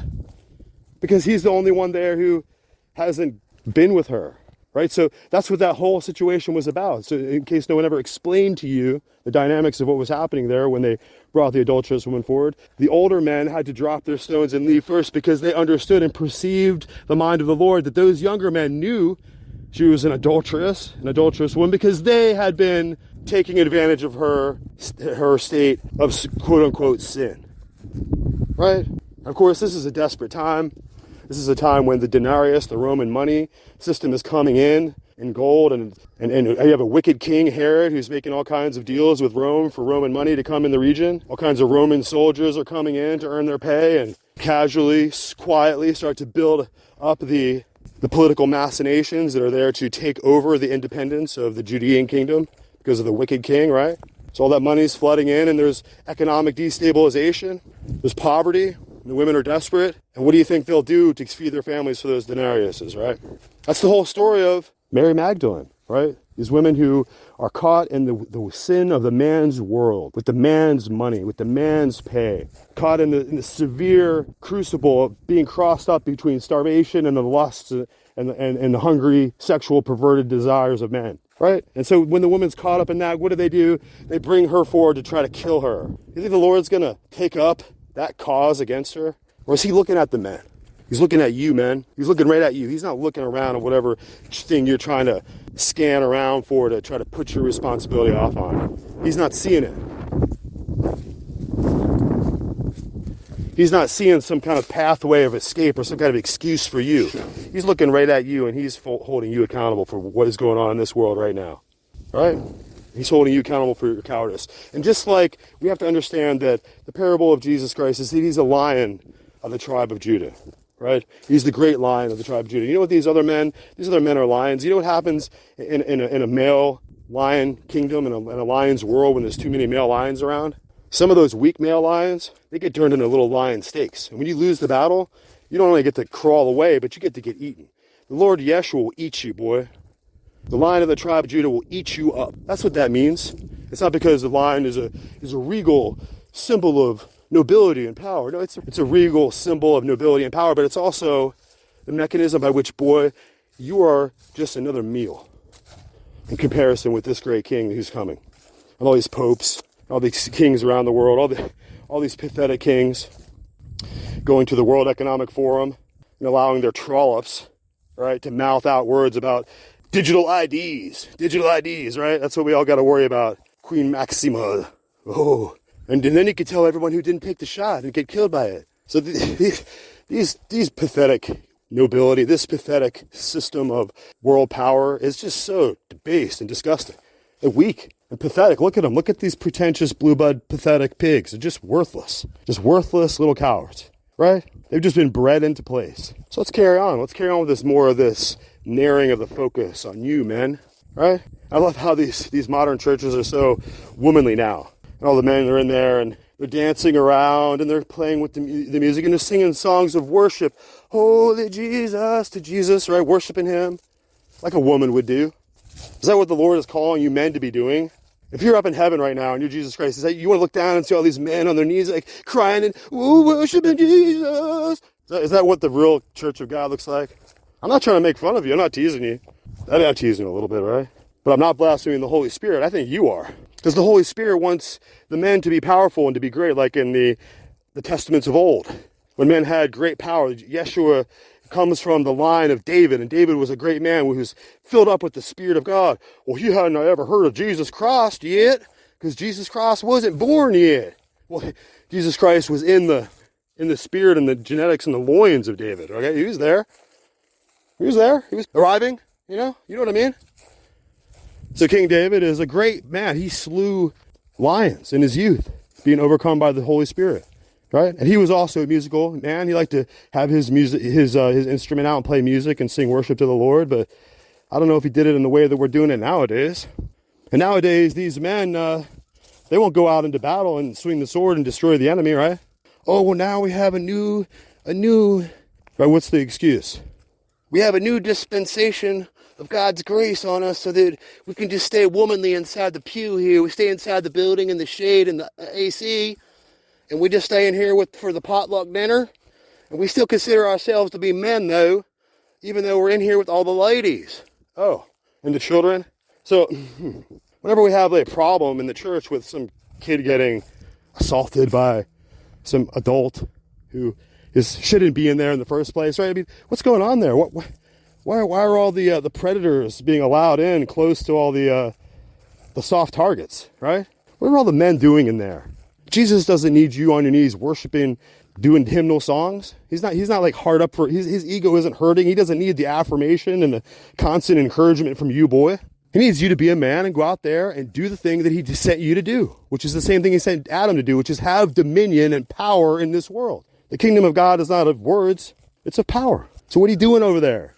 So, just to make the point more clear, in Jewish tradition, in a family, when there's men and they have wives, sometimes a man will die. It's horrible. And when a man dies, according to Jewish law, the responsibility, the economic and the physical accountability and responsibility for the family and kids of that spouse, the woman, and the kids of that man now get unfolded underneath the umbrella of the next oldest son, if he's able to, or the next oldest son after that, if he's able to, so on and so forth, until the needs and the future requirements for that woman and those kids are faithfully taken care of, even though that individual dies. So this became an argument among these men who are idiots. They're idiots like you, and they're all arguing amongst themselves about, Lord, on the day of judgment, whose wife will be whose? If he dies and then she marries him, the brother, then whose wife will she be? So they thought that they got him. They got him in the trick. They nailed him. Gotcha. This is totally a confusing mess. These women are looking like shit. Well, how are we going to have any kind of ownership over these women if we don't know after we die and leave here whose wife she will be, mine or his? Huge dispute. Explosive. But the Lord points out what should be obvious in your mind already, which is in the day of eternity, in the future day of paradise and judgment, in the future day of heaven, men and women will not be given to marriage to each other the way that you understand it to be now. And that's what he said. And that's the most clear, it's obvious answer was that if we have to find out whose husband is the wife, there can only be one man. Because after all the other men are dead, and that's you and me, brother, you and me, all of us, once we're all dead, who is the only man left alive? Okay, that seems easy enough, right? So that's the husband. The man who's alive has accountability and responsibility, the oldest living brother. Doesn't the scripture say that he's the firstborn into eternal life among many brothers? He's the firstborn into eternal life. Adam and other sons, other men came before him, but he was the first to rise and go into eternal life. The firstborn among all of the brothers, and we're coming after him because we believe and are called by his name, and we're called into faith to follow after him. But we have to be like him. We have to be Christ-like. We have to be self-sacrificing. We have to be able to hold our virginity and our chastity, not going around and, accusing the women that we're sleeping with of adultery and throwing them down to be murdered. That's what those young men were doing in that parable. They were trying to get her killed just to punish Jesus Christ and try to throw a roadblock in his ministry. But he set her free. He set her free. He said, those of you who have no sin, you throw the first stone now. That's why those older men left. They knew that there was sinners among them, and if they engaged in that behavior and that assault and that attack on her, that they would be so liable and so guilty before God in the temple right there. They left. Who's going to be the first one, guys, to throw the accusation? Who's the accuser of the brothers? Who is it? Because I have lots of forgiveness all around for all my brothers. I look all around here, I see the sons of God all rising up, all these believers. It's so crazy. It's so blowing my mind. You don't have any choice. If you're called to believe this, it's inspiring deep inside you. The seed of life and the seed of faith that's deep inside you is awakening and birthing to life. You're going to believe this. You're not going to get around it. You're not going to be able to miss. When you're in the hands of the Lord, he has you. Even if it takes the very last moments of your life, he's going to get you. Hey, brother, I got to remind you, if you hate him and he hates you, he's going to destroy you. The way a big old 850-pound lion destroys a little 350-pound lion. Same way. Right? He's going to drag your spinal cord up and down the rocks. That's what the living Lord Yeshua is going to do to you, boy. You don't mean nothing. You better start honoring that wife of yours, because you need her to testify of your good nature when we leave this place. It has to be said that when you were here in this place and you were bound to her and you were in that covenant relationship with her, you treated her good, and that has to be the testimony for here on out for eternity. Boy, and if you didn't do that, if you didn't do a good job, what are you going to say to him? What's he going to say to you? Have you ever thought about that? Have you ever thought about what your place in eternity even really is? Oh, I said to Jesus, come into my heart, Jesus. Now I'm saved. I mean, the Lord Jesus will do what he wants. He's not held into some kind of like legalistic bondage by some kind of scriptural paradigm that you're setting up here. You need him. You're a beggar to him, boy. You pray that sinner's prayer every time you hear. You hope that you make the cut, because you don't know nothing. What if it comes down and gets into your face and says, you know what, get away from me. I don't even know who you are. Who are you supposed to be? Your name isn't nothing. You never did nothing. You buried your little talent you had under the dirt and never did nothing with it. Take his talent away and give it to him who had 10 talents. He'll do better with it. Get out of here, little riffraff, little boy. Right? You ain't no man in this generation. I don't see no men around here. Just find a way to pawn off the accountability and the responsibility of our circumstances, of our liability that's on us, and pawn it off into somebody else. That's what all these rich people do. They've pillaged and raped, robbed, and stolen until they have empires. They have 10,000 lifetimes of money. 10,000 lifetimes worth of economic value put up. Not about to share that.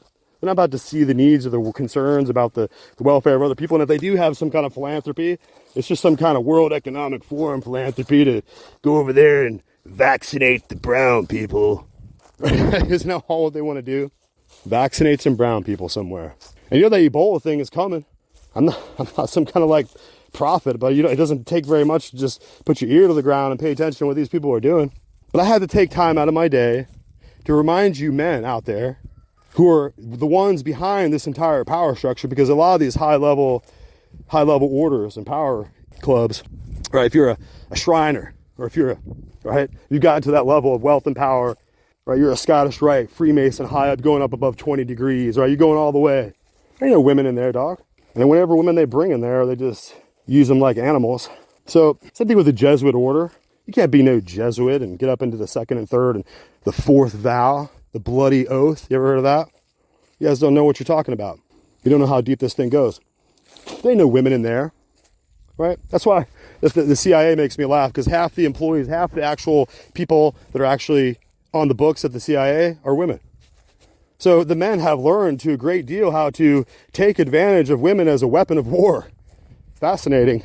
The Romans used to be famous for having learned how to use dogs as weapons of war, train them, right, to get the most vicious weapons, canine destroyers, right? But nowadays, it's getting women to ultimately serve the grander purpose of the great architect, the great design, right? And of course, they will find those women that will do that. And those women still, ultimately, in the end, I'm telling you, the Lord is holding you men accountable. You can try to throw as many women under the bus as you want, right? It's fascinating listening to rap music. It's so disgusting. You know, you're not even a human being if you listen to some disgusting murder rap about killing people and turning women into prostitutes, and it ain't about the money, right? It's all about the physical abuse. It's all about the psychological trauma of destroying families in your own neighborhood and getting off on that, right? Until you get too old, where your anatomy, your junk, your erection doesn't even work anymore, right? Like the Joe Biden, but you can still lust. You can still lust from the deepest tar pit and the decrepitude black hole of your non-existent heart. You can still lust after the little kids, even after your plumbing doesn't work anymore. Like, look at him, like trying to sniff little kids and shit. It's disgusting. It's disgusting. He's a disgusting troll. He's literally like some kind of like deformed monstrosity, and they just trot him out, looking like some kind of pale vampire. And look at his disgusting wife. That's the babysitter, guys. I got pictures like they don't show you anymore, but of her when she was 16 sitting on his knee. Right? So messed up. So all that accountability is coming, guys. That the Lord Jesus Christ, Lord HaMashiach, the living omnipotent God, as far as you're concerned, as far as the only thing that you're ever going to see of God, when he eats your face and sends you to where you're going. And maybe me too, boy. Maybe me too. Because really, what among us of all these men have anything like a resemblance towards his greatness? What do we deserve to even be in his company? You understand that? And they like to talk about his mercy endures forever. They talk about the grace of the Lord, and anyone could be saved. You better start to repent, boy. You better start to repent of your wickedness and your evil ways. You better search the Lord high and low and find out the ways that please him, what his days are, what his moedim are, what times and seasons are the Lord's. You get crossed up with this pagan mystery religion, disgusting pedophile worship system, and then you're going to go to the Lord with some Santa Claus stuff and try to present him to that. You get yourself right. Jesus Christ is the absolute reality of your whole future. It's the only thing that is ever going to matter to your entire existence. Don't look around to your children.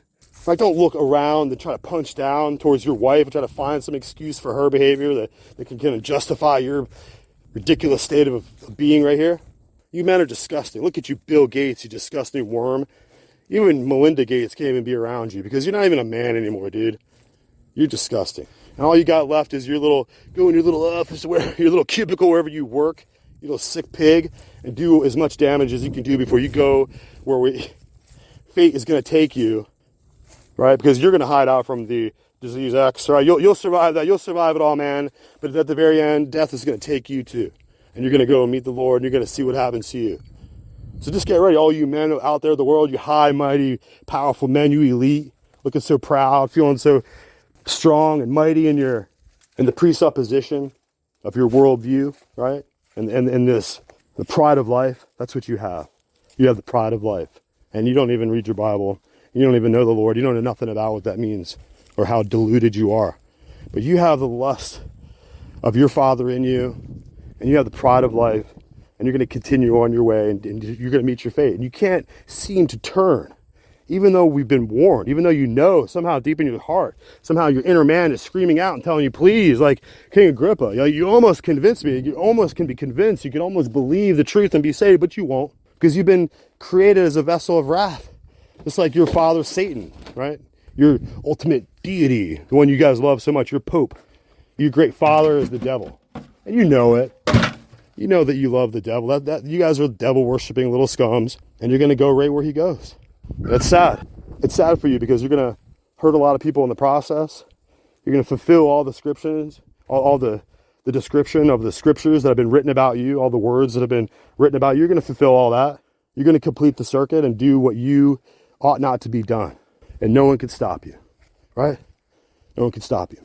So this was just a moment of time just to do a little bit of preaching and ministry just to help remind you, man, that you better get on your knees. That's why you belong on your knees. That's where you belong. That's how the family unit should look. You put a little sticker on the back of your window and it has your family, your kids, and they should show you on your knees. That's where you belong. That's the only way to present yourself before the living, omnipotent God, the Lamb of God, and the Prince of Peace, right? The only nobility, the only monarch has ever mattered and will ever matter.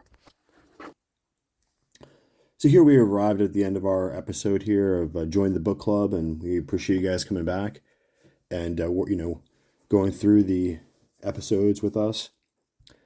And here we have another interesting outtake of a conversation with our particular author this week, C.T. Wilcox, and he is speaking with the Investigative Journal. And he has some really interesting things to say, really interesting points of view to kind of wrap up this particular discussion about his book, The Transformation of the Republic. And so we hope that you'll come back, and we hope you'll continue to support our sponsors. And we really appreciate all the feedback. The feedback's great. Keep it coming.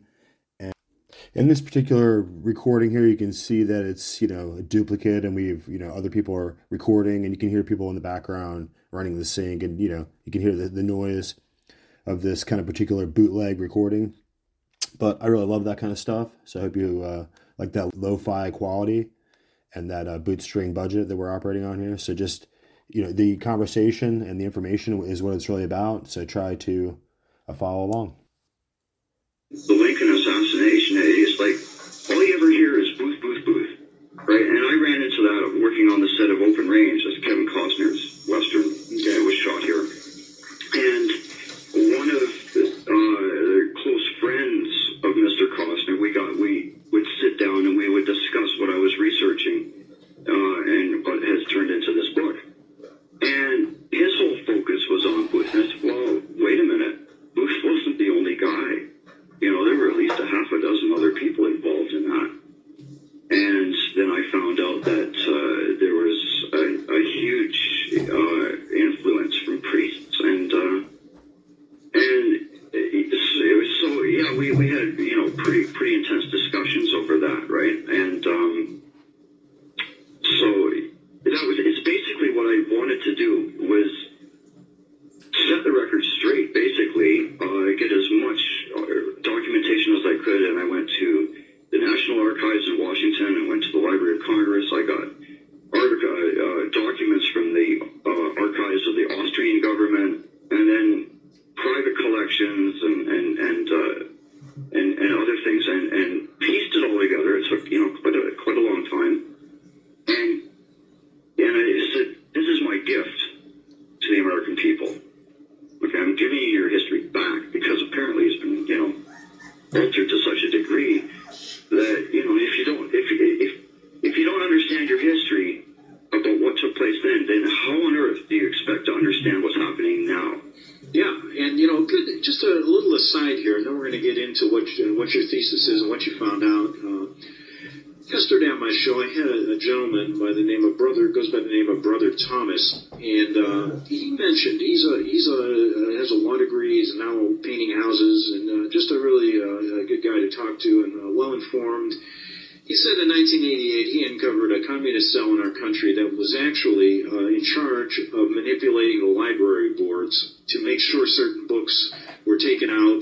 And so it just goes to show you what kind of level we've reached in this country regarding how not only our history is edited, but how basically freedom of speech is a thing of the past. So go ahead. I'm really interested. What did you find out about John Wilkes Booth and the Abraham Lincoln assassination? If we can't get at Kennedy, let's go back and start with Lincoln and work our way up from there. Go ahead. Okay.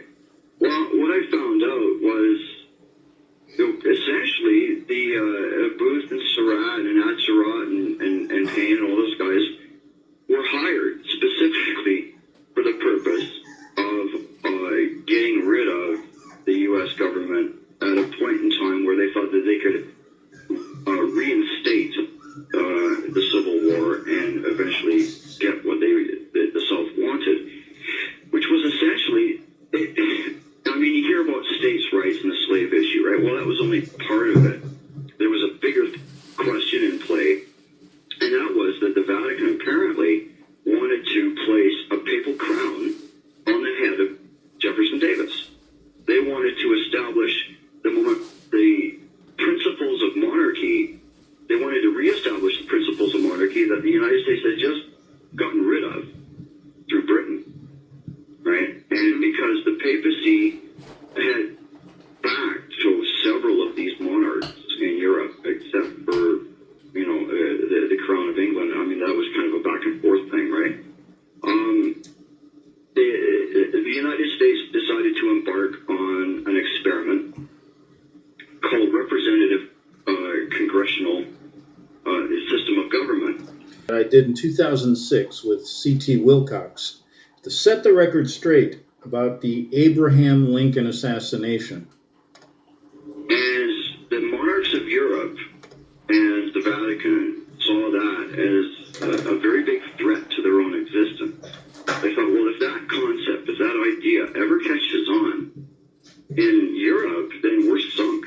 All of everything that we worked so hard for over the centuries is like really down the chute, and kind of turned out to be the case insofar as a lot of these crowns eventually disappeared.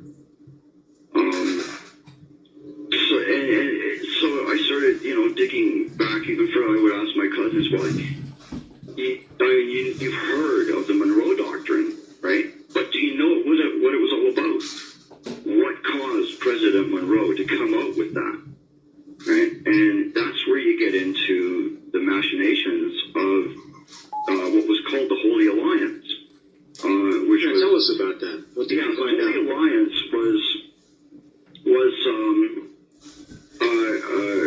a joint venture between Austria, Prussia, which is Germany, Russia, and France, and the Vatican, to maintain the monarchic principles in Europe, to destroy anything that did not agree with them, and to make sure that the experiment now happening in the United States would never blossom. So they got together and they worked out this little plan and documented it in a treaty called the Treaty of Verona, which was a ratification of an earlier document from the Congress of Vienna. And what they want, and they placed this blueprint into the hands of the Jesuits for them to turn around and try to implement this. Now, at the same time, Who placed what into their hands? the monarchies of Europe and the Vatican said to the Jesuits, okay, here's what we want to do. Now, what we want you to do is implement all of this stuff, right? Mm-hmm. And how they went about that was to try to flood the United States with adherence to their like their first allegiance of a Catholic, so far as the Church is concerned, anyway, is to the Vatican. They are citizens of Rome first, and citizens of their country second, and so their ultimate allegiance has to be to their Church. And if it's not, then they are, they try to bring them back into line and that, and do that. So anyway, what happened was they bring in all these people, tens and tens of thousands of adherents from all over Europe and Ireland and whatnot, and their reasoning was, if we can get these people to become full-blown citizens, then we can turn around and divorce their allegiance from the country and place it into the hands of their priests and that. Sounds like something going on today. With the and basically use the principles of democracy against it by overwhelming the vote, putting in their own people who can then turn around and alter the Constitution, alter the Bill of Rights, and bit by bit reestablish some sort of monarch in North America. Yeah, and just recently in Newsweek we talked about this. There was a statement made by some of these promoters of the illegal immigration rallies that these rallies would not have been successful, and they were actually promoted by the Catholic Church in Los Angeles, by the Archdiocese, and these would have never come about without their help. Yeah, it's amazing. I have a copy of the April 10th issue of Newsweek in my hand right here, and it says that Catholic leaders have urged the faithful to defy the House immigration bill. Roger Mahoney, who has the 500,000 people in his diocese, was in Rome when CNN was broadcasting the first street marches and that. And he was beside himself, just thoroughly thrilled that this was happening, and he got papal blessing for it all. And then they have a quote here from Vilma Martinez, 39 years old, East LA resident, who stated that he went to these marches because the cardinal said it was important. No other reason. Right. Yeah. So anyway, let's get back to what we were talking about. You were back in we're back in history now. The Monroe Doctrine, other things. Go ahead.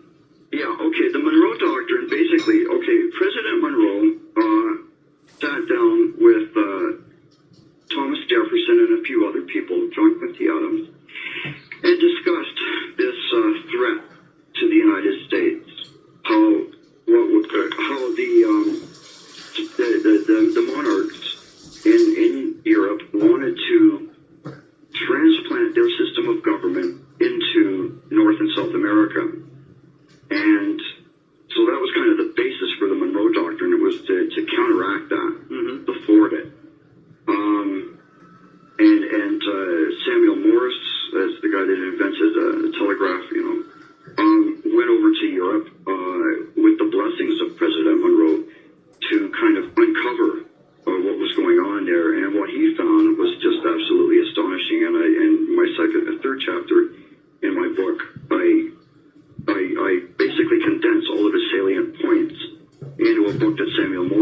in 1835 called Foreign Conspiracy Against the Liberties of the United States. That's Professor Samuel F.B. Morris. That's right. Okay. Yeah. And what he found then was, it's still in operation now. Well, tell us. That's interesting. Well, basically how they're using immigration to accomplish the church's purpose of placing everybody under the submission of the papacy, right? I mean, if they can use the military of the United States to accomplish that goal, then they will. And how did they do that?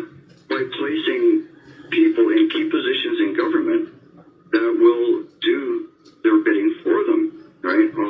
And now, so what happens is you've got an organization called the Jesuits, and if you read their oath, I mean, it's a pretty intense little oath there, and I quote the whole thing in full.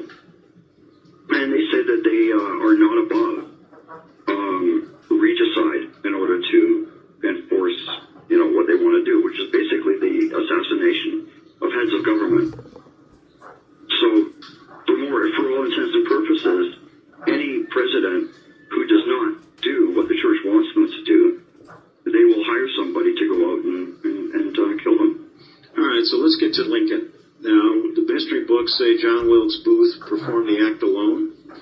Now, I know you've got some information that's been suppressed for almost 100 years, and this is firsthand stuff from a family involved in a priest by the name of Father Chiniquy, who was a client of Abraham Lincoln. And boy, this stuff is just amazing, and how you found it is even more amazing. Let's start into it. We have 2 minutes before the break, and then we'll continue on. Go ahead.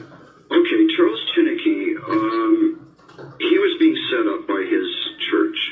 Okay, and after Lincoln's assassination, there's evidence that he's presenting to you, that he's compiled, that he's telling us, that he's giving as a gift to the American people because the history of our country has been hijacked.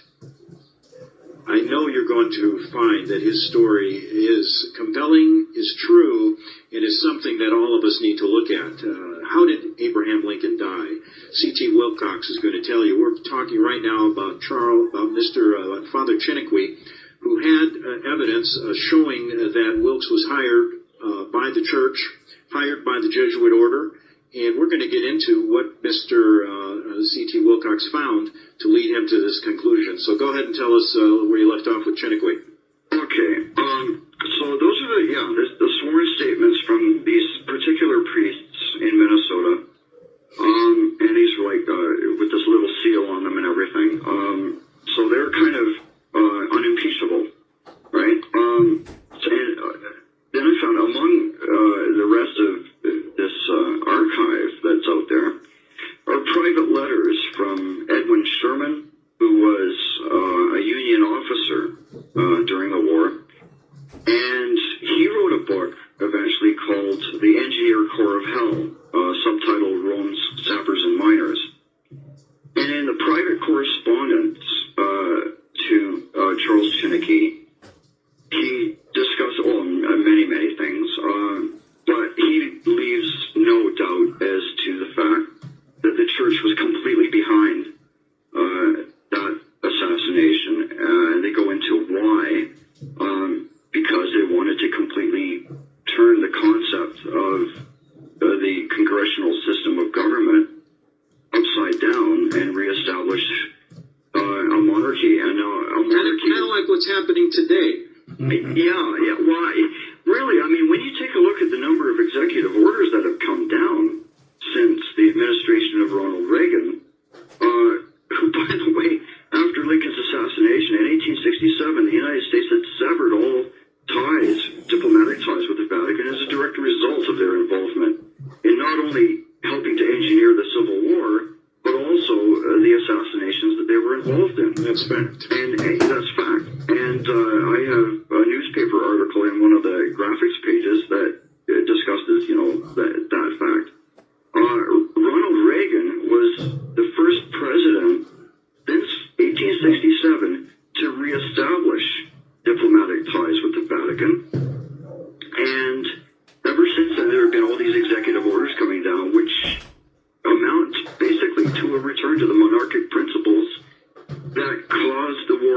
independent to begin with. Exactly. And You know, what I wanted to mention, this hidden documentation has been hidden for almost 100 years, and it's amazing how he uncovered it. They thought it was all destroyed in this fire, right? yeah, apparently, but they had no idea that the family had been sitting on the rest of this stuff. In Quebec. And Now listen, let's get to that and how you talk. I believe, did you talk to one of the family members? yeah, her name was Laura LaFave, and she was in her mid-80s. She was very sick by the time I was able to talk to her. But yeah, she told me how for most of her life she was kind of very afraid. All right, we're gonna come back with that right after this short break on the Investigative Journal. My guest, C.T. Wilcox. What a fascinating book, Transformation of the Republic. Where can you get that? Just so people that are listening know how to get to your website and your book. Tell us.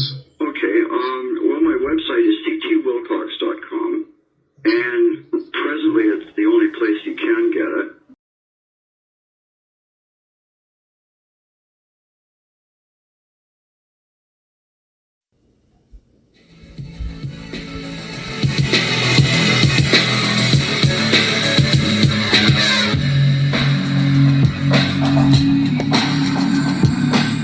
So here we are, guys. We're back with Wendy's Boutique, wendyslimited.com, wendyslimited.com, and the hottest boutique couture online, boutique supremacy online, Wendy's Boutique. So we got to remind you guys, wendyslimited.com, our great sponsor. Please go and support her and support all the hardworking folks over there that are trying to bring you the best fashion design and designer brand name labels anywhere. So we just have to remind you that wendyslimited.com, wendyslimited.com is where you need to go.